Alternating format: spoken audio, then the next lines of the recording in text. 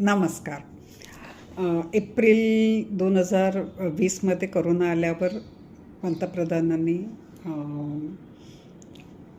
फुकट अन्न म्हणजे राशन द्यायला सुरुवात जास्त जोरात केली त्यावेळेला.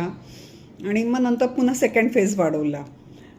त्यावेळेला सेकंड फेजच्या वेळेला माझ्या ऑफिसमधल्या एका बाईने घातलं की ही आपल्याला आश्रित ठेवायची, भीक मागायची सवय लावतायत.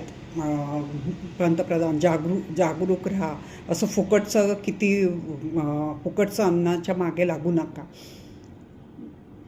मी तिला चांगली ओळखते त्यामुळे मी तिला फोन केला आणि तिला विचारलं की तू हा जो मेसेज घातलेला आहे हा नीट वाचला आहे आणि तुला पटला आहे म्हणून तो घातलास का?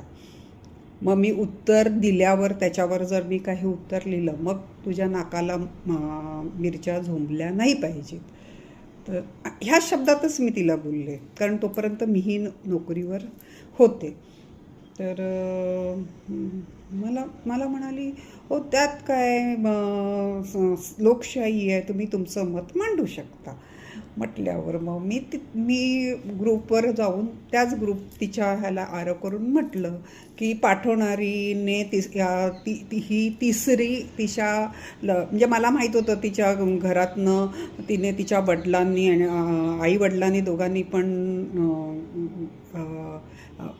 मागासवर्गीयाचं मधून नोकरी केली होती आणि ही पण आणि हिच्या आजोबा पण होती, म्हणजे तिसरी पिढी होती ही.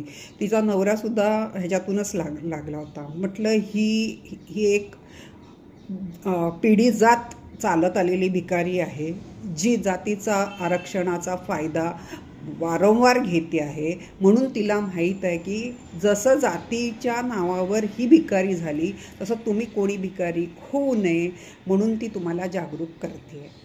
मी असं म्हटल्यावर पहिला तो मेसेज गायब झाला, पण त्याच्यानंतर तिने माझ्याशी बोलणं पण बंद केलं. आता सांगा मी काय चुकीचं केलं? जर 70 वर्ष आरक्षण देणं चुकीचं नाही तर मग 2-4 वर्ष सगळ्यांना सरसकट म्हणजे गरिबांना अन्न देणं चुकीचं आहे का? मला सांगा. माझी मैत्रीण उगाच रागवलेली आहे. तुम्ही माझं ऐकताय त्याबद्दल खूप आभारी आहे.